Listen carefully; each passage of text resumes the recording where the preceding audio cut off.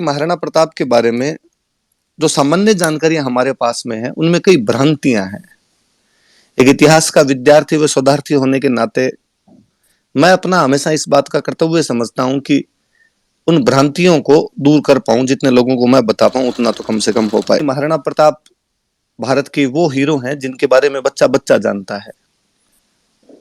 कहानियां इतिहास नहीं होती है। भारत में इतिहास के साथ में सबसे बड़ा दुर्भाग्य यह रहा कि हमने हिस्ट्री को स्टोरी मानकर पढ़ना शुरू कर दिया है। वो राजस्थान के एकमात्र राजा हैं जिनको राज्य बपौती में नहीं मिला बल्कि जनता के द्वारा दिया गया था। यह राजतंत्र में लोकतंत्र की स्थापना है। कोई राजा किस कदर अपनी जनता में लोकप्रिय रहा होगा कि उसके राष्ट्रलग के समय जनता पूर्व राजा की आज्ञा का उल्लंघन करते हुए जगमाल को हटाकर प्रताप को राजा बना देती है। तो कलयुग में यकीन राम के वारिस थे कि जिनके साथ जनता इस कदर जुड़ गई थी।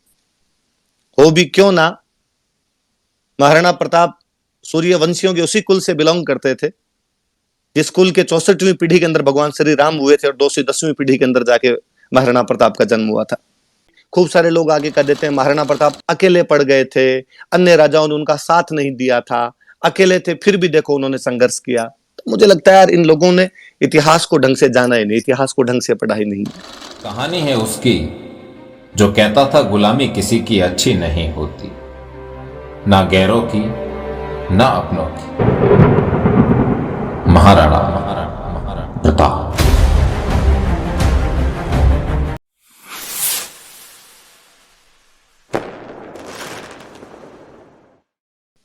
सर्वप्रथम तो मैं जितने भी श्रोतागण हमारे से जुड़े हुए हैं उन सबका स्वागत करता हूं। मानवेंद्र जी का, जिन्होंने मुझे ये प्रताप जयंती के अवसर पर बोलने का मौका दिया, आपका मैं धन्यवाद ज्ञापित करता हूं। जैसा कि आप तमाम लोग जानते हैं, आज 9 मई है और 9 मई को महाराणा प्रताप की जयंती है। महाराणा प्रताप के विषय में बोलने से पहले कई ऊहापोह रहती है। एक तो यह रहता है कि महाराणा प्रताप भारत के वो हीरो हैं जिनके बारे में बच्चा बच्चा जानता है। तो लगता है कि इनके बारे में अपने क्या बोलेंगे, जब सब लोग इनके बारे में जानते हैं तो इनके बारे में क्या बोला जाना चाहिए। फिर मुझे कई बार लगता है कि महाराणा प्रताप के बारे में जो सामान्य जानकारियां हमारे पास में है उनमें कई भ्रांतियां हैं। एक इतिहास का विद्यार्थी व शोधार्थी होने के नाते मैं अपना हमेशा इस बात का कर्तव्य समझता हूं कि उन भ्रांतियों को दूर कर पाऊं, जितने लोगों को मैं बता पाऊं उतना तो कम से कम हो पाए। तो आज की जो ज्यादातर मेरी बातें होगी मैं शायद उसी दिशा के अंदर जाऊंगा, क्योंकि बाकी तमाम बातें आप जानते हैं, मैं आपका समय व्यर्थ नहीं करना चाहूंगा। मैं घटनाओं को थोड़ा सा पीछे लेके जाता हूं। अक्सर बचपन में छोटी क्लासों की कहानियों में एक कहानी सुनी थी। चित्तौड़ का दूसरा साका होता है 1535 में। राणा सांगा की हाड़ी रानी कर्मावती जौहर कर लेते हैं। देवलिया के बाघ सिंह के नेतृत्व में केसरिया होता है। गुजरात का बहादुर शाह चित्तौड़ पर अधिकार कर लेता है, लेकिन गुजरात के बहादुर शाह को हुमायूं के आक्रमण के डर से वापस गुजरात भागना पड़ा और पुर्तगालियों के साथ में एक हुई बातचीत के अंदर पुर्तगालियों ने उसे अरब सागर में बुलाकर फेंक दिया और वो मर गया। बहादुर शाह की मृत्यु के समाचार सुनकर चित्तौड़ में गुजरातियों का जो भी कब्जा था मेवाड़ वालों ने उखाड़ फेंका, लेकिन मेवाड़ वालों के सामने अब समस्या यह थी कि चित्तौड़ का शासन किसे दिया जाए। राजा विक्रमादित्य को, जिनके समय में ही रानी कर्मावती शासन खुद संभाल रही थी, वे इतने योग्य नहीं थे, या उदय सिंह को जो कि विक्रमादित्य के छोटे भाई थे। पर लगा कि अभी मेवाड़ 4 संकटों से गुजरा है। 1527 में खानवादे से एक बड़े युद्ध के अंदर विफलता का सामना करना पड़ा। 1528 में राणा सांगा की मृत्यु होती है। 1531 में रतन सिंह जी की मृत्यु होती है और 1535 में चित्तौड़ का दूसरा साका हो जाता है। ऐसे समय में निश्चय किया गया कि कुछ समय के लिए बनवीर को मेवाड़ का शासन सौंप दिया जाए और फिर उदय सिंह को शासन भार दिया जाए। बनवीर ने राजगद्दी पर बैठने के बाद विक्रमादित्य को मार दिया। वह उदय सिंह को मारना चाहता था। आगे वाली लाइनें, आगे वाली कहानी आप सब लोगों ने सुनी है कि मां पन्ना, जो कि उदय सिंह की दाई मां हुआ करते थे, उन्होंने अपने बेटे चंदन का बलिदान देकर उस दिन उदय सिंह को वहां पर बचा लिया था। प्रातस्मरणीय है, धन्य है वो मां पन्ना जिसने अपने राष्ट्र की रक्षा के लिए अपने स्वयं पुत्र का बलिदान कर दिया था। दुनिया के इतिहास में से उदाहरण आपको कतई नहीं मिलेंगे जब कोई माँ इस कदर अपने पुत्र को अपनी आंखों के सामने इसलिए कटवा देती है कि उसके राष्ट्र को अखंड रखना जरूरी है, राजा को रखना जरूरी था। कहानी का ट्विस्ट यहीं से है। इस कहानी में आगे यह पढ़ते हैं कि उदय सिंह छोटे से बच्चे हैं जिनको पन्ना दहाए घास की टोकरी में डालकर वहां से लेकर चली जाती है। यह घटना 1536 की है। यदि कहानी की बात मानी जाए तो यह कैसे संभव हो पाएगा कि 1536 में उदय सिंह इतने छोटे से बच्चे थे कि पन्ना दहाए उन्हें घास की टोकरी में डालकर लेकर गए थे, तथा 9 मई 1540 को उदय सिंह के घर पर महाराणा प्रताप के रूप में उनके ज्येष्ठ पुत्र का जन्म होता है। कहानियां इतिहास नहीं होती है। भारत में इतिहास के साथ में सबसे बड़ा दुर्भाग्य यह रहा कि हमने हिस्ट्री को स्टोरी मानकर पढ़ना शुरू कर दिया है। कहानियां इतिहास में रोचकता पैदा करती है, इतिहास से लोगों को जोड़ती है, लेकिन इतिहास तथ्यों पर आधारित होता है। राणा उदय सिंह का खुद का जन्म 1522 के अंदर हुआ था। उस घटना के समय वो 15 साल के थे। अब इस बात को आप ज्यादा समझ पाएंगे कि यदि वो 1536 में 15 साल के रहे तो यकीनन 1540 के अंदर उनकी उम्र 19-20 साल रही है जब राणा प्रताप का उनके घर पर जन्म हुआ। इसलिए आगे से जब कभी भी आप इस कहानी को कहीं सुनाए तो बाकी सब बातें सच्ची है। मां पन्ना का बलिदान, चंदन की मृत्यु, सब कुछ सच्चा है, लेकिन इस बात पर ध्यान रखें कि कोई दोबारा कभी नहीं बताएं कभी कि उदय सिंह छोटा सा टाबर था और उसे घास के पत्तों में डालकर ले जाया गया था। उदय सिंह उस समय युवावस्था के अंदर प्रवेश कर रहे थे। आगे की घटनाओं में ना जाकर मैं सीधा प्रताप पर आता हूं। 1572 में उदय सिंह का गोगुंदा में होली के त्योहार के दिन मृत्यु होती है। बहुविवाह प्रथा हुआ करती थी राजस्थान में। राणा उदय सिंह का अपनी एक भटियाणी रानी धीर कंवर के साथ में लगाव था और वो धीर कंवर के पुत्र जगमाल को राजा घोषित कर देते हैं। उन दिनों राज परिवारों में एक प्रथा हुआ करती थी कि जो पुत्र अगला राजा बनेगा वह पिता के अंतिम संस्कार में भाग नहीं लेता था।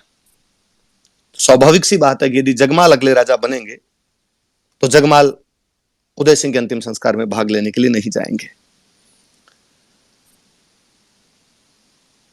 राणा प्रताप अंतिम संस्कार में भाग लेने के लिए पहुंचे।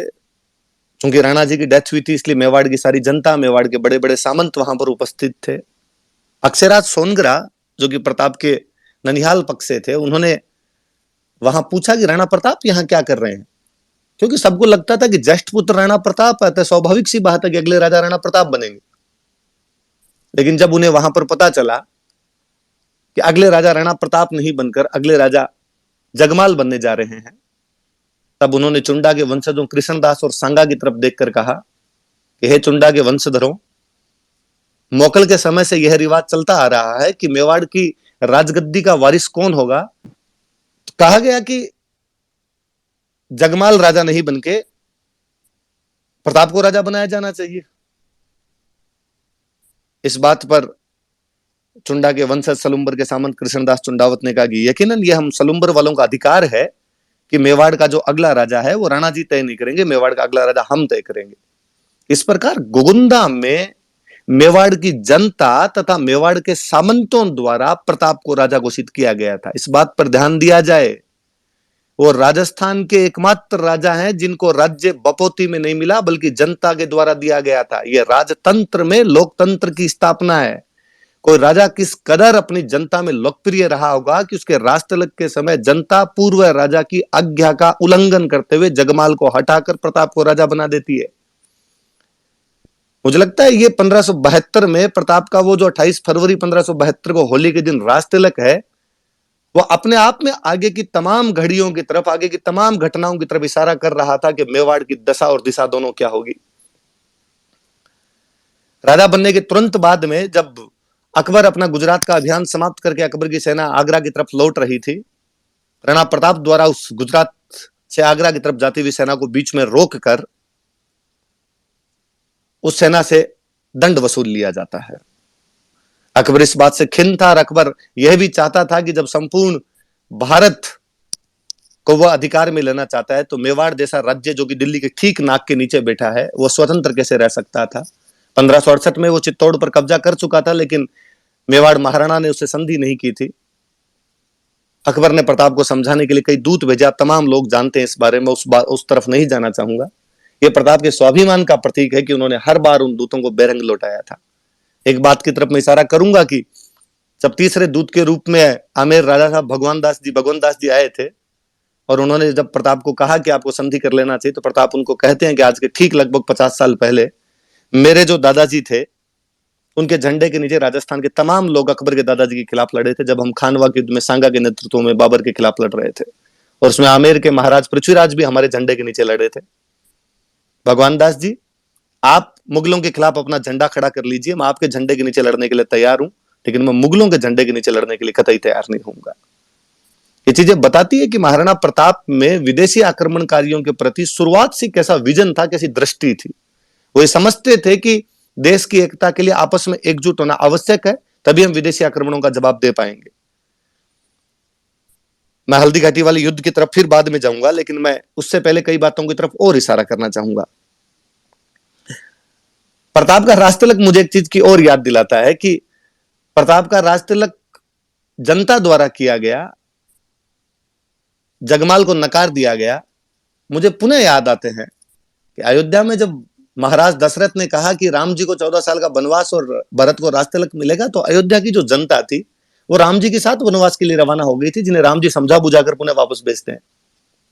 मुझे लगता है कलयुग में यकीन राम के वारिस थे कि जिनके साथ जनता इस कदर जुड़ गई थी।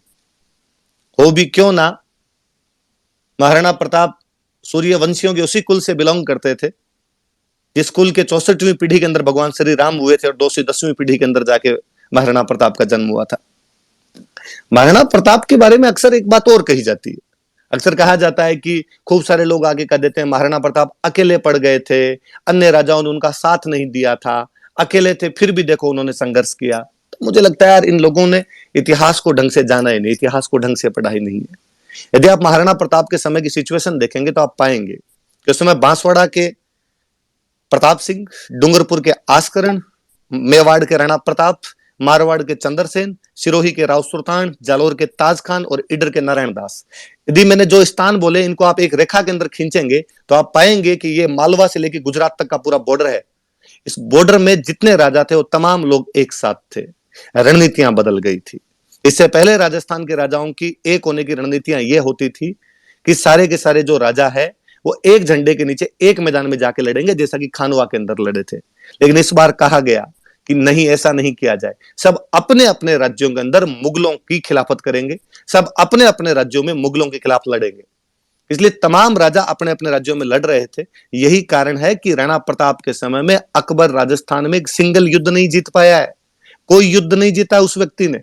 राजस्थान में तमाम युद्ध हार गए थे।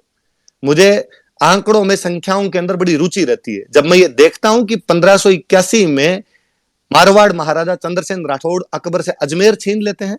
1582 में दिवेर के विश्व प्रसिद्ध युद्ध में, जिसकी मैं आगे खूब सारी बातें करूंगा, राणा प्रताप पूरी मुगल सेना को मार देते हैं। और 1583 के उस विश्व प्रसिद्ध दत्तानी के युद्ध में, जिसका महत्व सिरोही के इतिहास में उसी प्रकार का है जो महत्व मेवाड़ के इतिहास में हल्दी घाटी का है, सिरोही के राजा राव सुल्तान मुगलों की पूरी आर्मी मार देते हैं। मुझे लगता है 81, 82, 83 लगातार 3 साल मुगलों को 3 लगातार डिफीट, बुरी वाली डिफीट अकबर के दिमाग में ये बिठा गई थी कि अब राजस्थान में कोई अटैक नहीं करने हैं। इसलिए 85 के बाद में राजस्थान में पूरे के पूरे मुगलों के अटैक बंद हो गए। उसमें क्या भय व्याप्त हुआ होगा कि वह मुगल बादशाह जो काबुल जीत रहा है, कश्मीर जीत रहा है, उड़ीसा जीत रहा है, बंगाल जीत रहा है, पंजाब जीत रहा है, साउथ इंडिया जीत रहा है, नाक के ठीक नीचे पड़े राजस्थान पे कोई हमला नहीं करता है।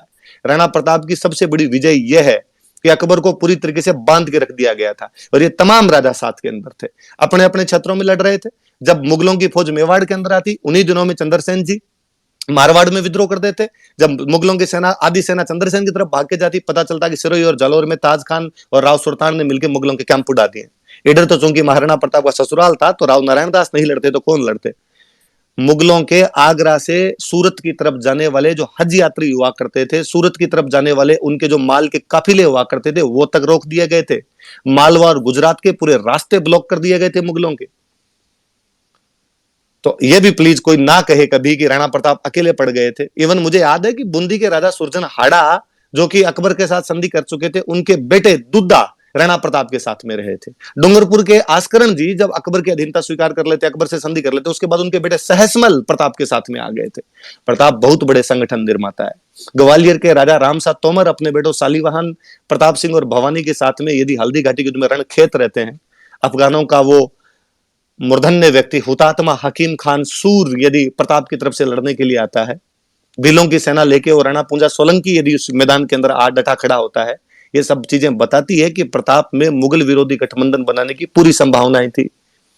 इतिहास को जिस दिन खंगाला जाएगा, इतिहास को जिस दिन ढंग से उत्खनित किया जाएगा, उस दिन और समझ में आएगा।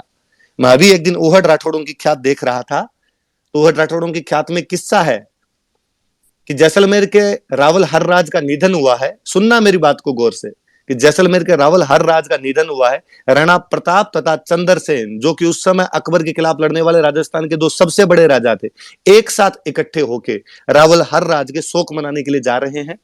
पर पहले वो आबू के पहाड़ों में पहुंचे, यहां पर मुगलों के सारे कैंप उड़ाए। आबू में रहने वाले देवल प्रतिहार राजपूतों को उन्होंने राणा की उपाधि दी, क्योंकि वो महाराणा प्रताप के सहायक थे तथा मुगलों के खिलाफ लड़ रहे थे।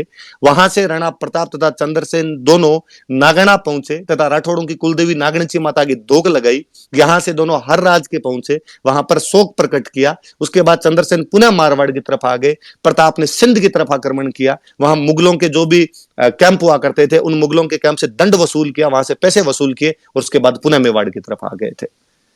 और यहां कोई इतिहासकार आके कह देता है कि राणा प्रताप अकेले पड़ गए थे। कम्युनिस्ट इतिहासकारों द्वारा लिखे गए इतिहास को पढ़कर आकर कोई कह देता है कि सब लोग अपने अपने स्वार्थ के लिए लड़ रहे थे। वो राजस्थान की एकता के लिए लड़ने वाला हुतात्मा था। भले ही पश्चिमी राजस्थान की कुछ रियासतें मुगलों के साथ में चली गई थी, लेकिन जितने उनके साथ में थे उन सब का उन्होंने गठबंधन बना लिया था। राणा प्रताप के बारे में मुझे एक बात और बड़ी जोरदार लगती है, ऐसा आपने कभी पहले नहीं देखा होगा। भील जनजाति है। जब हम अक्सर जातियों जनजातियों की बात करते हैं, हम अक्सर कहते हैं कि भारतीय समाज में छुआछूत हुआ करती थी और ये भारतीय समाज का अकट्ट सत्य है, इससे कोई भी इनकार नहीं कर सकता, जो प्राचीन काल से लेकर मध्यकाल होते हुए अब तक कहीं ना कहीं किसी ना किसी रूप के अंदर जारी है। पहले नहीं हुआ होगा, लेकिन बाद के अंदर ये व्यवस्था जैसे जाति व्यवस्था में ढली थी, उसके बाद ये व्यवस्था आ गई थी। उस एक भील जनजाति को जो समाज की मुख्य धारा के अंदर शामिल नहीं थी, उसको मेवाड़ के संघर्ष में शामिल कर देना क्या नहीं बताता कि वह राजा मध्यकाल में कितना बड़ा समाज सुधारक था। मुझे इस बात की बड़ी पीड़ा और ठेस रहती है हमेशा कि महाराणा प्रताप को किस तरह हमने हल्दी घाटी के युद्ध में बांध कर रख दिया है। हमें तीसरी क्लास से एक ही बात पढ़ाई गई कि महाराणा प्रताप एक बहुत बड़े योद्धा थे और उन्होंने हल्दी घाटी का युद्ध लड़ा था। कम्युनिस्ट इतिहासकार तो फिर यहां तक कहेंगे कि हल्दी घाटी युद्ध में प्रताप हार भी गए थे, पर चूंकि उन्होंने संघर्ष किया था इसलिए तुम उनको पढ़ लो। मैं आगे उस बात पर तो बाद में जाऊंगा, मैं पहले इस बात पर पुनः आता हूं कि यह तो कल्पना भी नहीं की जा सकती ना कि उस युद्ध के माहौल के अंदर प्रताप ने कहा होगा कि भील अलग खड़े होंगे और हम बाकी लोग अलग खड़े होंगे, या इनके पानी और खाने की व्यवस्था अलग की जानी चाहिए और हमारे पानी और खाने की व्यवस्था अलग की जानी चाहिए। यकीनन भीलों के साथ कंधे से कंधा मिलाकर लड़े होंगे। एक समाज की मुख्य धारा से कटी हुई एक जाति को यदि समाज के साथ जोड़ रहा था, यकीन वो सर्वोदय के सिद्धांत को लागू कर रहे थे कि सबका साथ सबका विकास आवश्यक है। एक जनजाति लुहार जो लोहे के हथियार बनाया करती थी, राणा प्रताप के साथ में क्या कसम खाती है कि जब तक प्रताप ने कहा कि जब तक हम मेवाड़ को आजाद नहीं करवा लेंगे, एक जगह टिक कर नहीं बैठेंगे, अच्छा खाना नहीं खाएंगे, अच्छी जगह सोएंगे नहीं, हम हमेशा संघर्ष करते रहेंगे। और वो लोहार प्रताप के साथ में वो सेम कस्में खाते हैं। आज दिन तक वो जनजाति गाड़िया लोहारों के रूप में जानी जाती है। 47 में आजादी के बाद जवाहरलाल नेहरू प्रधानमंत्री चित्तौड़ के अंदर सम्मेलन करते हैं, लोहारों को बुलाते और उन्हें कहते हैं कि अब हम आजाद हो चुके हैं, राणा प्रताप का सपना साकार हो चुका है, अब तो प्लीज घर बनाकर रहिए। लोहार आज भी कहीं ना कहीं घूम रहे हैं राणा प्रताप की उस प्रतिज्ञाओं को, उन शपथ को लिए हुए। विश्व के इतिहास में मुझे कोई दूसरा राजा बताइए आप इस प्रकार का, जो इस प्रकार जनता के अंदर लोकप्रिय रहा होगा कि जनता उसे इस प्रकार आत्मसात हो गई थी।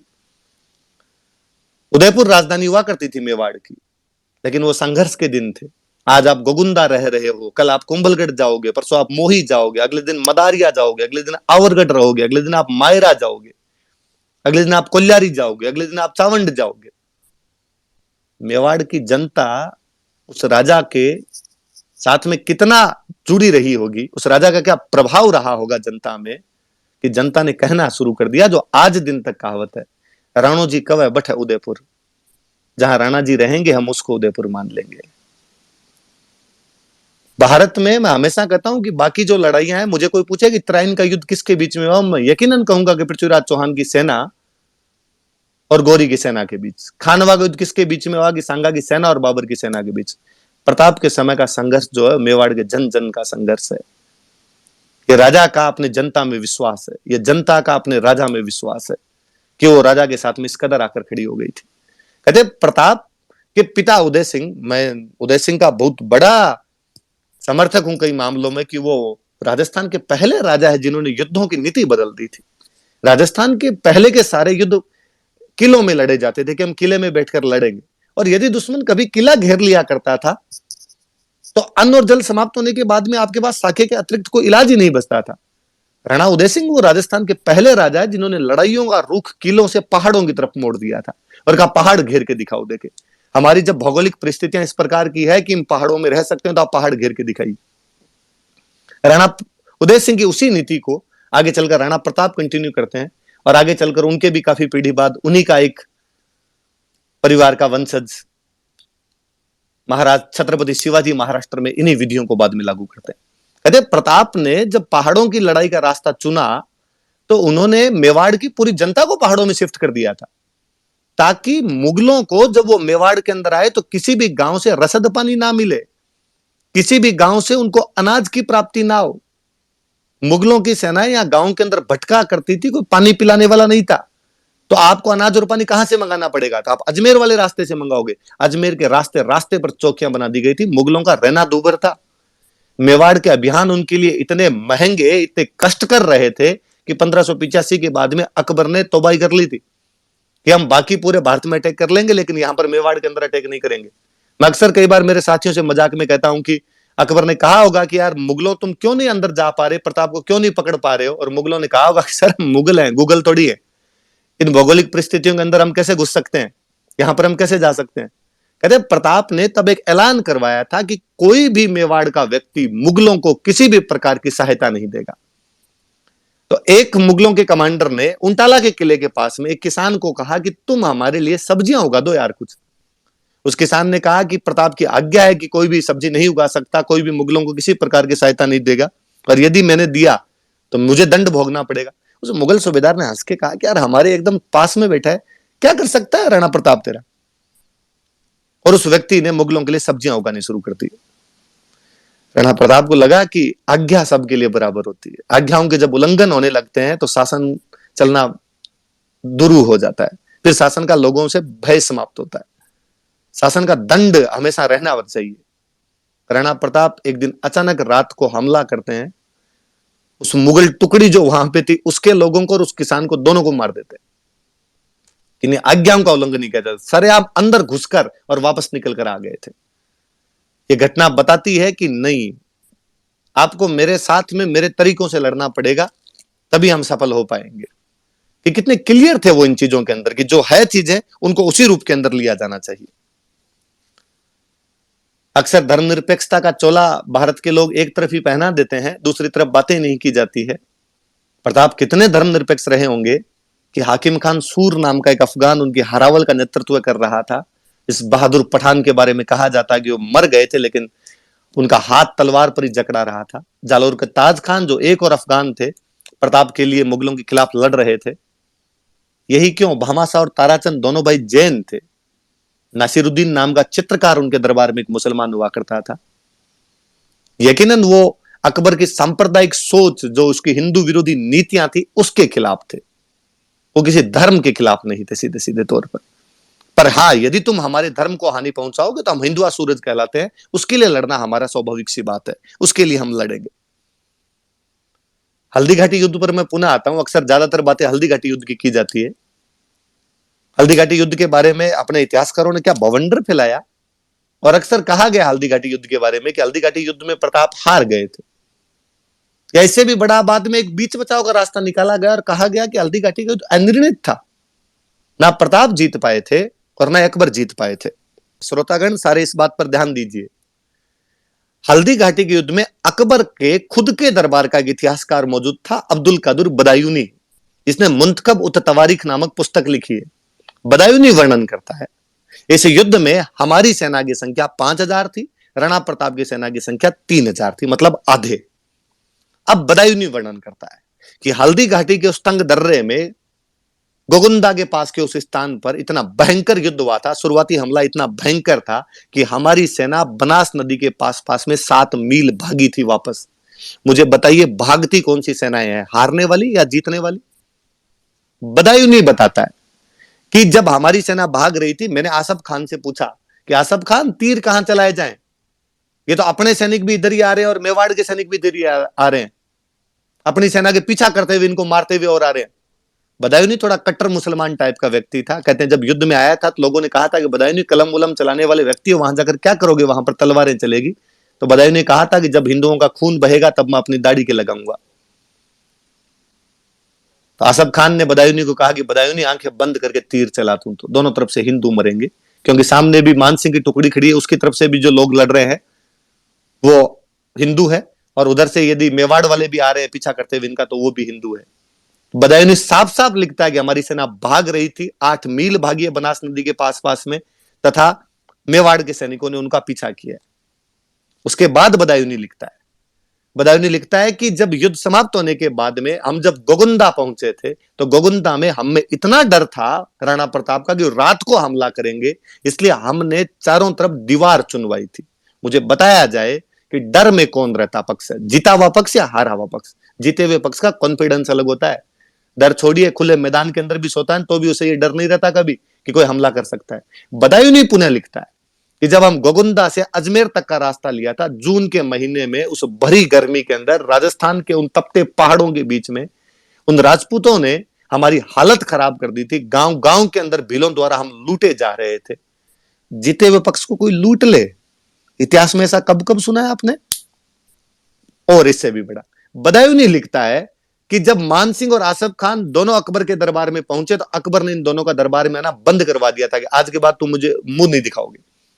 ऐसा कौन कौन से राजाओं ने किया है कि अपने जीते हुए सेनापतियों को बाहर निकाल दिया गया? ऐसा कब होता है कि कोई सेनापति जीत के जाए और राजा महाराजा या बादशाह कहे कि भाई साहब कल से दरबार में मत आना यार, जीत के आ गए तुम तो? ये तो बदायूंनी के किस्से है। अगली घटना जून 1576 में हल्दी घाटी है। हल्दी घाटी में अकबर की हार होती है। अकबर को इतनी पीड़ा, इतना ठेस पहुंचता है कि अक्टूबर 1576 में अकबर खुद मेवाड़ पर आक्रमण कर देता है। हल्दी घाटी युद्ध के तुरंत बाद बादशाह को खुद को मेवाड़ पर आक्रमण करने के लिए आना पड़ गया। ये परिस्थितियां सीधे सीधे तौर पर बताती है कि इस युद्ध के अंदर अकबर की हार हुई है। और हल्दी घाटी युद्ध के बाद में प्रताप के इतने ताम्र पत्र मिले हैं जो ये बताते हैं कि हल्दी घाटी के आसपास की भूमि प्रताप ने लोगों को दान में बांटी है। संथाना का ताम्र पत्र, मोही आचार्यन का ताम्र पत्र, ओड़ा गांव का ताम्र पत्र, मंडेर वाला ताम्र पत्र, ये सब इस तरफ इशारा करते हैं कि हल्दी घाटी के आसपास की भूमि प्रताप के पास में, तभी तो वो दान कर रहे हैं। यदि हल्दी घाटी का प्रताप हार जाते तो वो भूमि मुगलों के पास में होती, मुगलों के पास में गई हुई भूमि को प्रताप दान कैसे दे सकते थे? वो अपने पास में कोई भूमि रही होगी तभी तो उसको दान में दे रहे होंगे। तो हल्दी घाटी युद्ध के बारे में इतने सारे बवंडर फैला दिए गए। मुझे लगता है आगे से यदि कोई लोग इस बारे में कहीं आपको बोले तो आप ये फैक्ट बताना उनको कि हल्दी घाटी युद्ध के परिणाम क्या रहे थे। हम बताते हैं आपको हल्दी घाटी युद्ध के परिणाम, कि मुगलों में क्या भय व्याप्त रहा होगा कि बादशाह खुद को आना पड़ गया होगा। इससे भी बड़ा इतिहासकारों का षड्यंत्र देखिए आप। हल्दी घाटी युद्ध को तो अनिर्णित और वैसे बताकर समाप्त कर दिया गया। एक युद्ध को इतिहासकार पूरी तरीके से खा गए। हल्दी घाटी युद्ध का एक किस्सा और बताता हूं। हल्दी घाटी युद्ध में बहलोल खान नाम के एक व्यक्ति को प्रताप मारते हैं। कहते हैं वो मान सिंह के हाथी के ठीक आगे खड़ा था, घोड़े पर बैठा था। प्रताप हाथ के एक वार से बहलोल खान को घोड़े समेत चीर देते हैं। किसी कवि ने क्या सुंदर कहा है कि जरासंध बहलोल के वध में ये व्यतिरेक, भीम क्यों दो भुज न थे पातल ने कर एक। कि जरासंध और बहलोल खान के वध में ये एक असमानता दिखाई देती है कि भीम ने जब जरासंध को मारा था तो दोनों भुजाओं का इस्तेमाल किया था। ये पातल, ये राणा प्रताप तो बहलोल खान को एक हाथ से चीर कर रख देता है। अब मैं दिवेर के युद्ध पर आता हूं। हल्दी घाटी युद्ध के बाद में शहबाज खान नाम का एक कमांडर प्रताप के खिलाफ बार बार भेजे गए, लेकिन उनको सफलता नहीं मिली। मिर्जा खाने खाना जो अब्दुल रहीम थे उनको बार बार भेजा गया, लेकिन उनको सफलता नहीं मिली। दिवेर का युद्ध होता है। अकबर का सेनापति सुल्तान खान वाकई बेहतरीन कमांडर था। सुल्तान खान योद्धा व्यक्ति था। सुल्तान खान मेवाड़ में 4 कैंप स्थापित करता है, दिवेर, देबारी, डेसुरी और देवल। और चारों तरफ से महाराणा प्रताप को पहाड़ों में घेर कर रख देते हैं। दिवेर का कैंप, जो कि राजसमंद से अजमेर जाने की तरफ का रास्ता है, जहां से मुगलों की रसद आया करती थी, उसमें सुल्तान खान खुद अपनी चौकी लगाकर बैठा। पहाड़ों को चारों तरफ से घेर लिया गया। राणा प्रताप के बाहर निकलने के तमाम रास्ते बंद कर दिए गए। वाकई राणा प्रताप अंदर एकदम बंद होके बैठे हुए हैं। इन्हीं दिनों में दशहरे का त्योहार आता है। दशहरे पर अपने राजस्थान में शस्त्र पूजा की परंपरा आज दिन तक रही है, पूरे भारत में ही रही है। शस्त्र पूजा के बाद में टिका दौड़ करवाया करते थे। शस्त्र पूजा के बारे में कहा जाता है कि शस्त्रों को सीधे म्यान में नहीं रखना, ये कहीं ना कहीं इस्तेमाल होना चाहिए, इसलिए छोटे मोटे युद्ध किया करते थे। लेकिन इस बार राणा प्रताप के दिमाग में कुछ और ही घटित हो रहा था। मुगलों के 4 कैंप है, सुनिए इस बात को आप, दिवेर, देबारी, देसुरी और देवल। इसमें दिवेर वाले जो कैंप में मुगलों का सबसे बड़ा कमांडर बैठा हुआ है सुल्तान खान। इसलिए सारे मंत्रियों की ये राय थी कि अपने को देसुरी, देबारी या देवल पर अटैक कर देना चाहिए, तो टिका दौड़ का युद्ध भी हो जाएगा और मुगलों का एक कैंप भी अपने छीन सकते हैं। राणा प्रताप ने कहा कि नहीं, दिवेर पर अटैक करेंगे। कहा दिवेर पर उनकी सबसे बड़ी सुरक्षा का, तभी मुगल कभी ये नहीं सोच पाएंगे कि दिवेर पर भी आक्रमण कर सकते हैं। अक्टूबर 1582 का दिवेर का आक्रमण भारत की निश्चित रूप से सर्जिकल स्ट्राइक है, शुरुआती सर्जिकल स्ट्राइक कही जाए उसको। इसमें मुगलों की पूरी फौज मार दी गई थी। एक सिंगल बंदा मुगलों का बचकर नहीं गया था। जेम्स टोड कहता है कि वो मेवाड़ का मैराथन है। 490 बीसी में कभी ग्रीस और ईरान के बीच में मैराथन के युद्ध के साथ में जेम्स टोड उसकी तुलना करता है। किस कदर वो दिवेर का युद्ध महान रहा होगा। हमारे इतिहासकार पूरे युद्ध को खा गए, क्योंकि यदि दिवेर के युद्ध को पढ़ाया जाए तो पढ़ाना पड़े कि दिवेर के युद्ध में बांसवाड़ा, ईडर और प्रतापगढ़ की सेनाएं मेवाड़ के पक्ष में लड़ी थी। और ये पढ़ाना पड़े तो आपको लिखना पड़े कि प्रताप के साथ में पड़ोसी राज्य जुड़े हुए थे, क्योंकि वो संगठन निर्माता थे। यदि दिवेर के युद्ध को आप पढ़ाओ तो आपको पढ़ाना पड़े कि उस दिवेर के युद्ध में प्रताप के बेटे अमर सिंह ने मुगल सेनापति सुल्तान खान को भाला मारा था। भाला उसको चीरते हुए जमीन के अंदर लग गया था। पर हमें तो अमर सिंह के बारे में दूसरी कहानियां सुनाई गई। हमें तो अमर सिंह की कहानी वो जानते हैं, हरे घासरी रोटी जद बन बिलावड़ो ले भाग्यो, छोटो सो अमरियो चीख पड़ियो, रणारो सूतो दुख जाग्यो। अक्सर कोई आदमी आके कह देता है। हल्दी घाटी युद्ध के बाद में प्रताप की आर्थिक स्थिति खराब थी, उसके बेटे घास की रोटी खा रहे थे और एक दिन वन बिलाव उनके हाथ से घास की रोटी छीनकर भाग गया। कैसे संभव है? अमर सिंह का जन्म 1559 ईस्वी में हो गया था। अमर सिंह के जन्म के उपलक्ष्य में उदयपुर की स्थापना हुई, इसलिए उदयपुर की स्थापना 1559 में की गई थी। 1559 में अमर सिंह का जन्म है, इसलिए हल्दी घाटी युद्ध के टाइम में उनकी उम्र 17 साल है। हल्दी घाटी युद्ध के टाइम में वो रानियों के रनिवास की रखवाली कर रहे थे। वो अमर सिंह जिसके लिए आप कहते हो कि घास की रोटियां खा रहा था हल्दी घाटी युद्ध के बाद में, इस घटना के 6 साल बाद मुगलों के कमांडर को मारता है तो भाले समेत चीर के रख देता है। इतिहास कैसी कैसी विचित्र कहानियों से भर दिया गया। कन्हैयालाल सेठिया से मुझे कतई कोई रंच नहीं है। मैं आभारी हूं कन्हैयालाल सेठिया का। राजस्थानी होने के नाते, राजस्थानी भाषा का स्टूडेंट होने के नाते कन्हैयालाल सेठिया को सत सत नमन करता हूं। उसकी उस कविता पाथल और पिथल को सत सत नमन करता हूं। लेकिन फिर भी कविताओं के माध्यम से इतिहास नहीं पढ़े जाते। कवियों के बारे में कहा जाता है कि जहां ना पहुंचे कवि वहां पहुंचे रवि। इसलिए कवि ने अतिशोक्ति की होगी, कवि ने कल्पनाएं की होगी, लेकिन इतिहास को इतिहास की तरीके से देखा जाना चाहिए। कहते हैं सुल्तान खान को जब दिवेर के युद्ध में मार दिया गया, प्रताप घायल सैनिकों को उठाकर ला रहे थे, सुल्तान खान घायल पड़े थे। प्रताप उनके पास पहुंचे और सुल्तान खान को अंतिम इच्छा पूछी तो सुल्तान खान ने कहा कि मैं उस योद्धा को देखना चाहता हूं जिसने मुझे भाला मारा है। यार मेरे मारा, मैं डाकी टाइप का आदमी हूं, भाला आर पार निकल गया मेरे।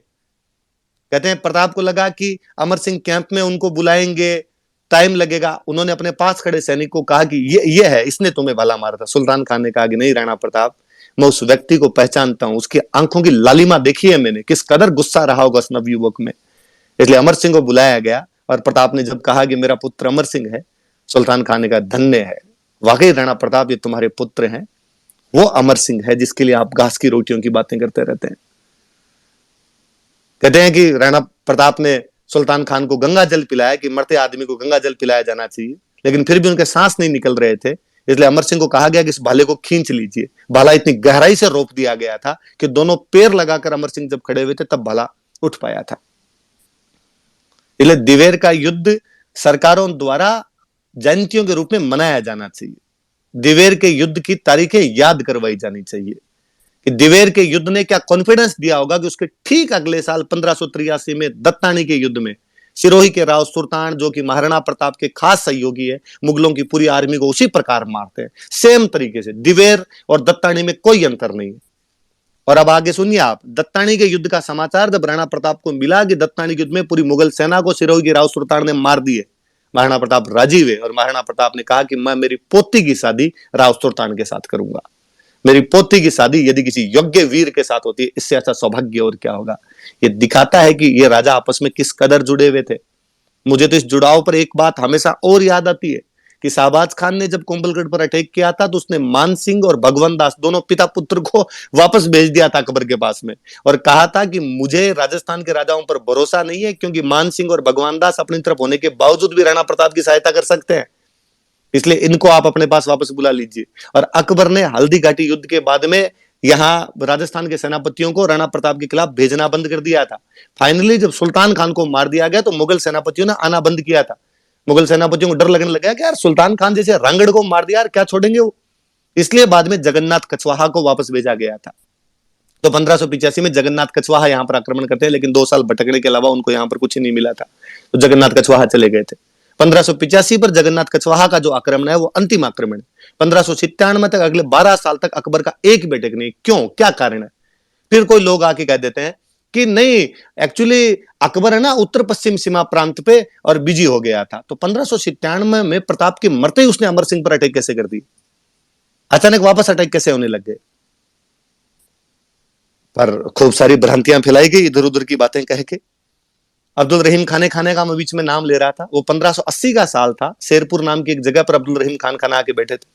अब्दुल रहीम खाना वाकई बहुत महानतम व्यक्ति हुए इतिहास के।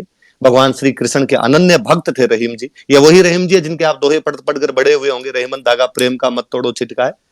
वो प्रेम की बातें करने वाला यकीनन बहुत अच्छा योद्धा था। शेरपुर वाले स्थान पर आकर बैठे हुए थे रहीम जी। प्रताप के प्रति, थोड़ा मेवाड़ के प्रति उनका सॉफ्ट कॉर्नर भी था। इन दिनों वो मेवाड़ पर हमले नहीं कर रहे थे, मुगलों की सेना चुपचाप बैठी हुई थी। प्रताप उन दिनों गोगुंदा में थे।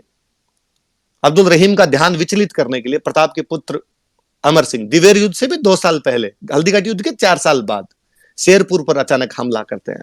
अब्दुल रहीम बाहर गए हुए थे, शेरपुर में उनकी बेगमें तथा बच्चे थे। अमर सिंह उन सबको गिरफ्तार करके लेके आ जाते हैं। राणा प्रताप को जब ये बात पता चली, राणा प्रताप ने उन महिलाओं को जाकर दिलासा दी। उन महिलाओं को जाकर कहा कि तुम सब मेरी बहन बेटी के समान हो, तुम्हें चिंता करने की कोई आवश्यकता नहीं है। हम इस प्रकार से युद्ध के मैदान में बहन बेटियों को बीच में लेकर नहीं आएंगे। उन्होंने अमर सिंह को इस बात के लिए फटकारा तथा अमर सिंह को कहा कि इन बहन बेटियों को वापस रहीम जी के पास सौंप के आओ। ये बताती है बात कि वो कितने नैतिक चरित्रवान थे। उस मध्यकालीन युद्धकालीन परिस्थितियों में कितने लोग रहे होंगे जिन्होंने इस प्रकार से दुश्मन की बहु बेटियों को उठाकर और बंधक बना लिया होगा दूसरे पक्ष पर दबाव बनाने के लिए। इवन दूसरे वाली साइड, मुगलों वाली साइड तो यहां तक थी कि महिलाओं को पकड़कर बलात्कार करके फेंक दी जाती है, दिल्ली ले जाकर बेच दी जाती। उस समय में एक राजा दुश्मन की बहन बेटियों के साथ भी अपनी बहन बेटियों जैसा बर्ताव करता है। कालांतर में हम देखते हैं कि शिवाजी महाराज ठीक ऐसा ही दक्षिण भारत के अंदर करते हैं। तब हमें लगता है कि वो सुसोदिया खून दोनों तरफ एक जैसा उबाल मार रहा था। कहते हैं रहीम जी के पास में जब वो बेग में वापस गई, उन रहीम जी की आंखों में आंसू आ गए थे और रहीम जी ने कहा था कि वाह राणा प्रताप, दुश्मन मिले तो भी ऐसा मिले जो दुश्मन की बहन बेटियों को भी अपनी बहन बेटियां मानता हो। राणा प्रताप ने भिजवाया था समाचार उनको कि मैं युद्ध के मैदान में इस प्रकार महिलाओं को बीच में नहीं लाना चाहूंगा, चौड़ी छाती करके मर्दों की तरह युद्ध में आना पसंद करेंगे हम। कहते हैं रहीम जी उस दिन, धर रैसी रैसी दरमर खप जासी खुरसान, अमर बिसंभर उपरान न चोरा खोरान। हे राणा प्रताप, मैं नहीं जानता ये धरती कब तक रहेगी, ये धर्म कब तक रहेंगे, ये मुगलिया सल्तनत, ये खुरासान वालों का राज्य कब खत्म हो जाएगा, इस बारे में नहीं पता। पर हे राणा प्रताप, मैं जानता हूं कि तुम युगों युगों तक जब तक सूर्य और चंद्रमा रहेंगे इस धरती पर याद किए जाओगे। यह प्रताप की महानता है कि उसके दुश्मन को उसके बारे में दोहा बोलना पड़ गया था, उस दुश्मन को उसके अमरता की तारीफ करनी पड़ गई थी। यह राणा प्रताप है। उन्हें हल्दी घाटी युद्ध से बाहर निकालने की आवश्यकता है, उनके नैतिक गुणों को बताने की आवश्यकता है। इस वजह से लोग उनके साथ जुड़े हुए थे। मुझे हमेशा लगता है कि किसी भी व्यक्ति की, किसी भी घटना की प्रासंगिकता तब है जब वो घटना होने के बाद भी और याद की जाए। मैं अक्सर मेरी क्लासों में बताता रहता हूं कि मुझे कभी नहीं लगता कि भारत में किसी व्यक्ति के मन में यह आता होगा कि चलो यार तराइन देख के आते हैं, जहां पर भारत के 3 बड़े बड़े युद्ध लड़े गए थे और जहां पर भारत के भाग्य का फैसला बदल गया था। या कभी कोई व्यक्ति ये कहता मैंने कभी नहीं सुना कि पानीपत में 3 बड़े युद्ध हुए थे, इसलिए पानीपत तो देखा जाना चाहिए। लेकिन ऐसा क्या है कि उदयपुर आने वाला हर पर्यटक हल्दी घाटी आकर जाता है, उस मिट्टी को अपने साथ में लेकर जाता है। हल्दी घाटी आज भी यदि लोगों को इस प्रकार आकर्षित करती है तो हमें यह मानना पड़ेगा कि 18 जून 1576 को उन 3 घंटों के दौरान वहां पर कुछ विचित्र घटनाएं घटित हुई थी जिनसे लोग आज भी अपना नाता नहीं तोड़ पा रहे हैं। राणा प्रताप किस कदर बाद में लोकप्रिय रहे होंगे। मैं हमेशा कहता हूं कि भारत में राष्ट्रवाद की लहर बंगाल से शुरू हुई थी। बंगाल में राष्ट्रवाद की लहर का कारण यह था कि अंग्रेजों का सबसे पहले कब्जा बंगाल में हुआ था, अंग्रेजी शिक्षा वहां पर आई थी। उन्हीं दिनों वहां पर जेम्स टोड की पुस्तक पहुंची थी, annuls and antiquities of Rajasthan, Rajasthani संस्कृति को महान उद्गाता जेम्स टोड, जिसकी कहानियों ने राजस्थान के वीरता को दुनिया के कोनों कोनों तक पहुंचा दिया था। ये कहानियां जब बंगाल में पहुंची तो बंगाल के लोगों को लगा कि जब मेवाड़ के लोग सीमित संसाधनों के बावजूद मुगलिया सल्तनत के खिलाफ लड़ सकते हैं तो हम अंग्रेजों के खिलाफ क्यों नहीं लड़ सकते। अंग्रेजों के खिलाफ भारत के राष्ट्रवाद का पूरा पूरा श्रेय मेवाड़ को दिया जाना चाहिए। मैं पहले भी कई स्पेस में ये बोल चुका हूं कि मुझे घोर आश्चर्य होता है कि रविंद्रनाथ टैगोर के एक व्यक्ति अवनिंद्रनाथ टैगोर ने मेवाड़ के ऐसे ऐसे करेक्टर पर पूरी बुक लिख दी जिनके बारे में हम जानते नहीं। आज जब मैं प्रताप के बारे में और अध्ययन कर रहा था तो मुझे पता चला कि साउथ इंडिया की ऐसी कोई भाषा नहीं है जिसके बारे में प्रताप पर 5 बुक नहीं लिखी गई, 5 से अधिक बुक मिलेगी। बांग्ला का तो साहित्य भरा पड़ा है। अवनिंद्रनाथ क्यों, ज्योतिंद्रनाथ ने राणा प्रताप पर बाकायदा बुक लिखी है। राणा प्रताप 1895 में महाराष्ट्र में बाल गंगाधर तिलक शिवाजी महोत्सव मनाते हैं, पर शिवाजी की फोटो के साथ में राणा प्रताप की फोटो रखी जाती है। महाराष्ट्र आज दिन तक नारे लगा रहा है, जय शिवा सरदार की, जय राणा प्रताप की। ऐसा क्या है कि 1913 में गणेश शंकर विद्यार्थी कानपुर से एक समाचार पत्र निकालते हैं, उसका नाम प्रताप है। 1915 में उड़ीसा के बालासोर नाम की जगह पर बागा जतीन नाम के क्रांतिकारी अंग्रेजों से मुठभेड़ में लड़ते हुए शहीद होते हैं। और बांग्ला साहित्य के महानतम कवियों में से एक काजी नजरुल इस्लाम कहते हैं कि जिस जगह बागा जतीन शहीद हुए हैं वो भारत की नई हल्दी घाटी है। स्वतंत्रता का पूरा संघर्ष प्रताप को याद करते बीता है।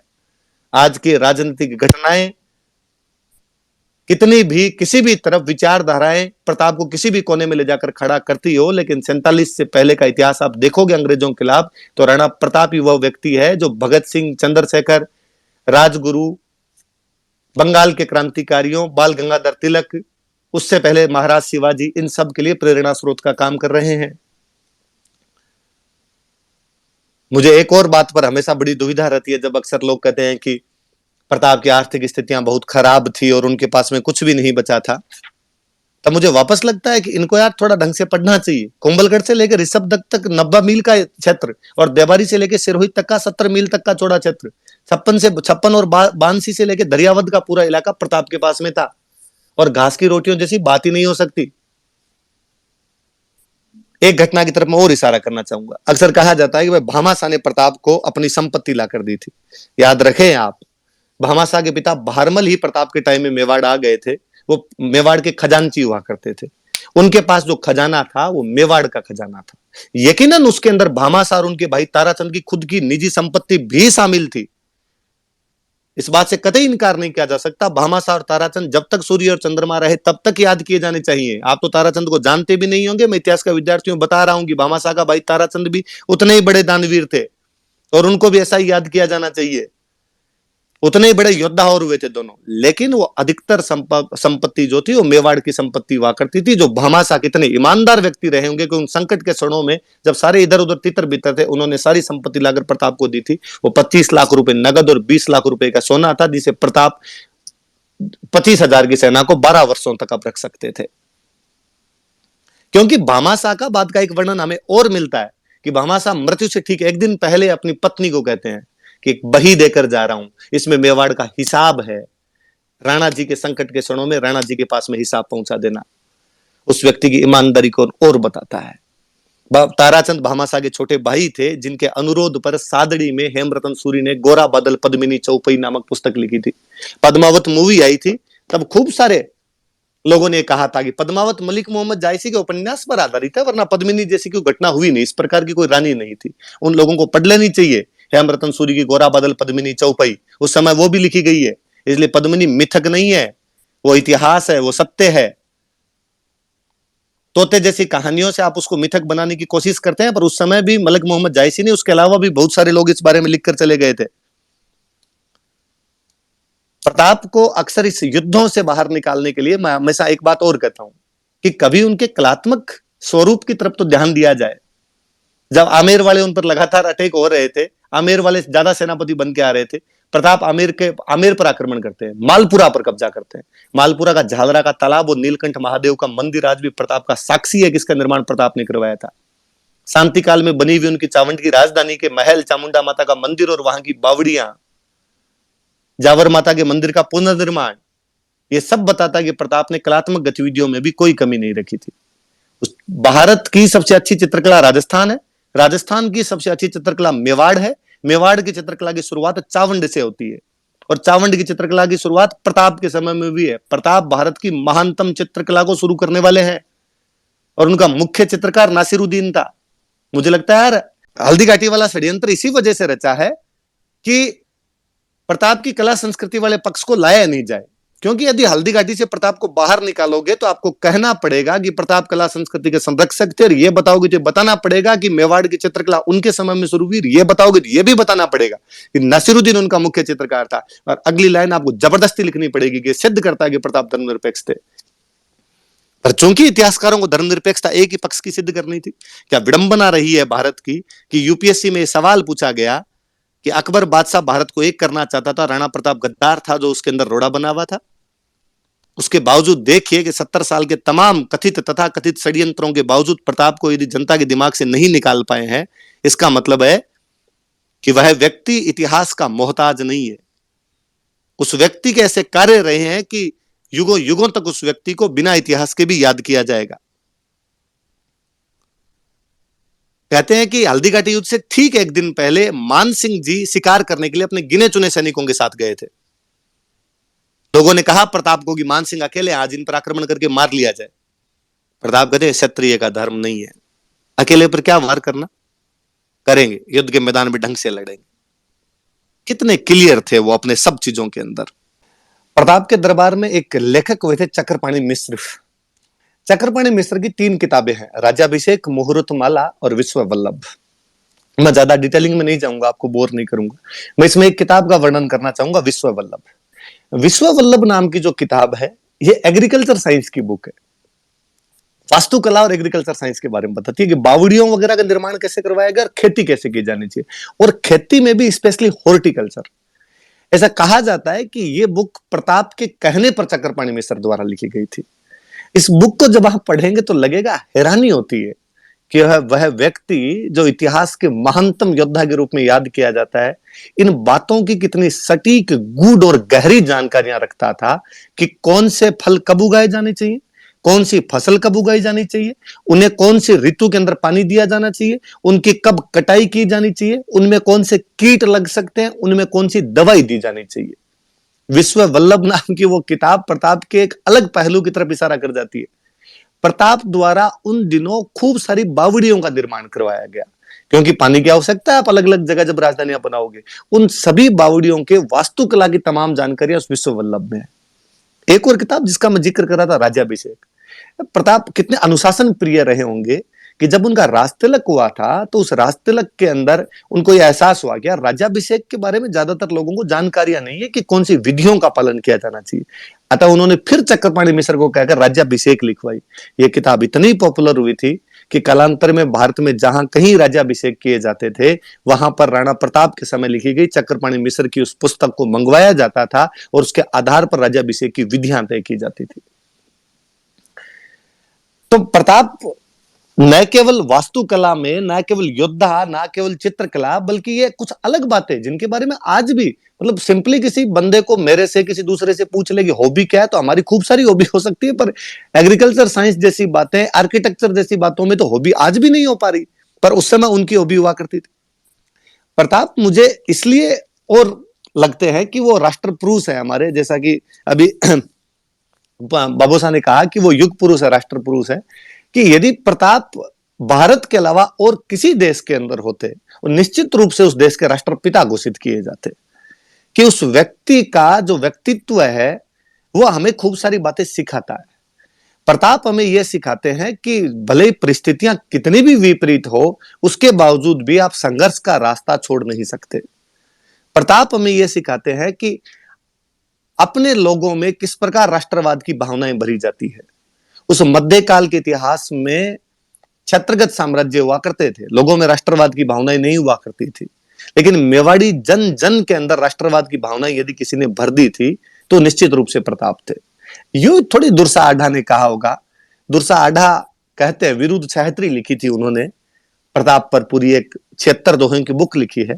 उसमें वो लिखते हैं कि अकबर पत्थर अनेक कई भूपत बेड़ा कीना, कि हे अकबर तूने कई सारे पत्थरों को इकट्ठा कर लिया है, अर्थात कई सारे राजाओं ने तेरी संधियां कर ली है, लेकिन ये सारे के सारे राजा बांटे हैं, हाथ ना आयो एक पारस राणा प्रताप सिंह।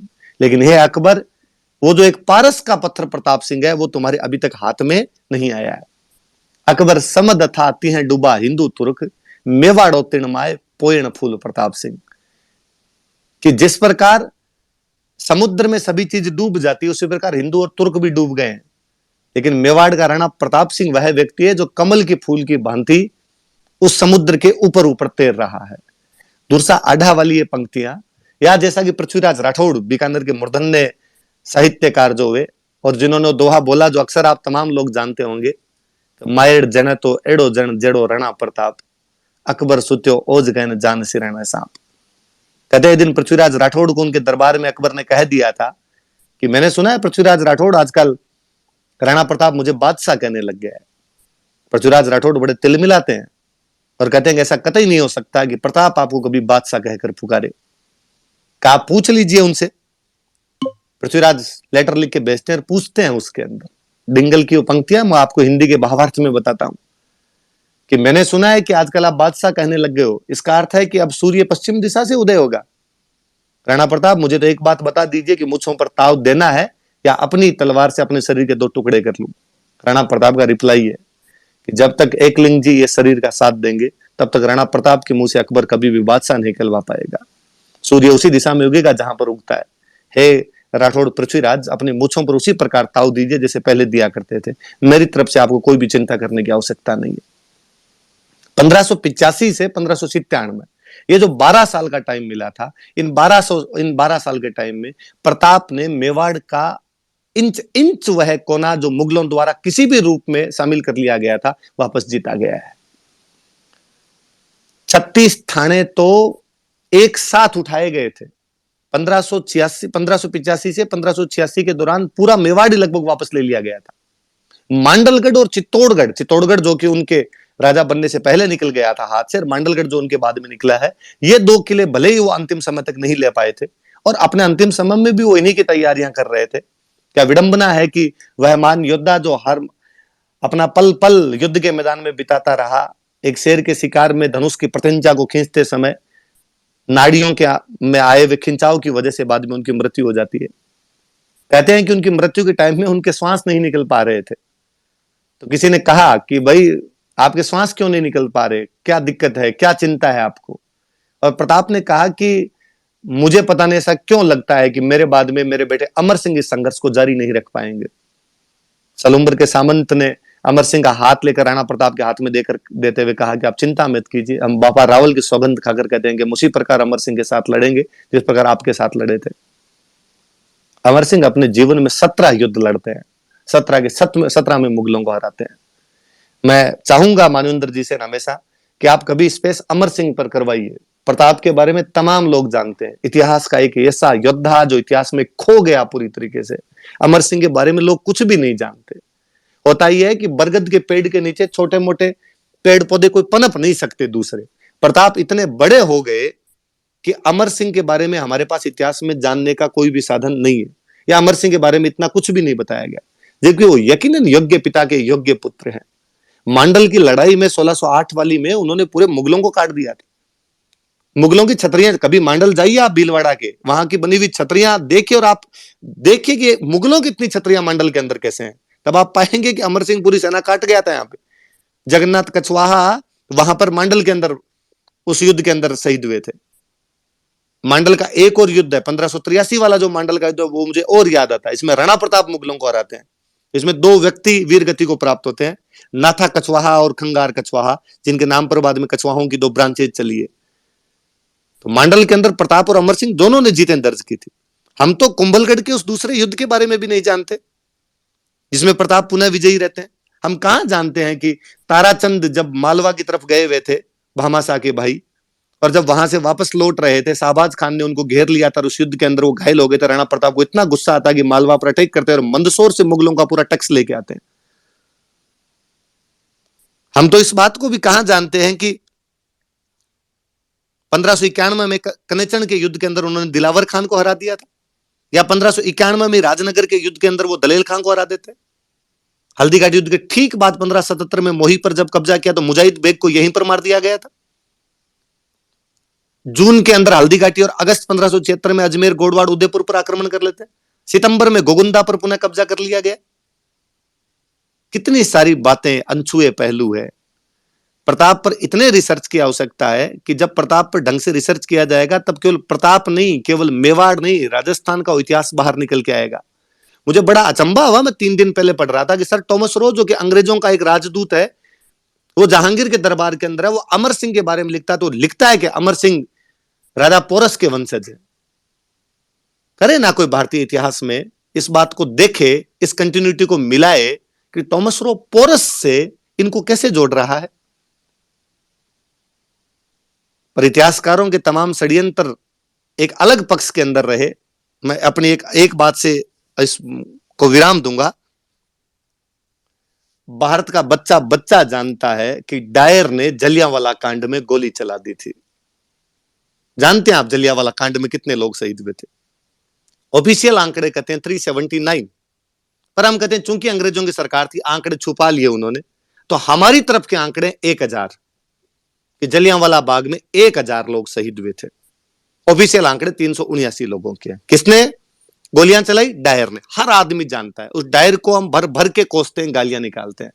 इतिहासकार चीजों को कैसे छुपाते होंगे कि 1568 में अकबर ने 30,000 कटवा दिए थे।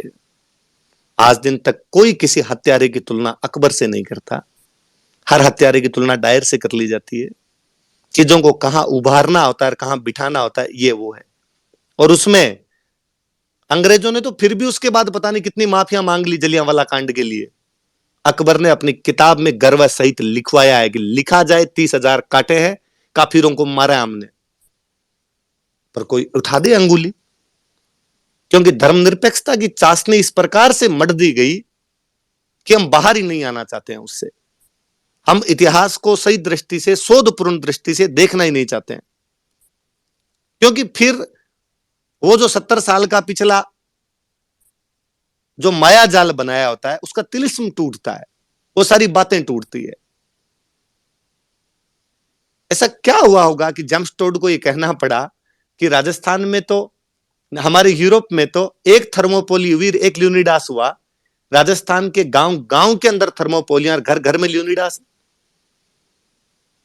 कि उसे अपने सबसे महानतम युद्ध को और राजस्थान से जोड़ना पड़ गया था, हल्दीघाटी से जोड़ना पड़ा।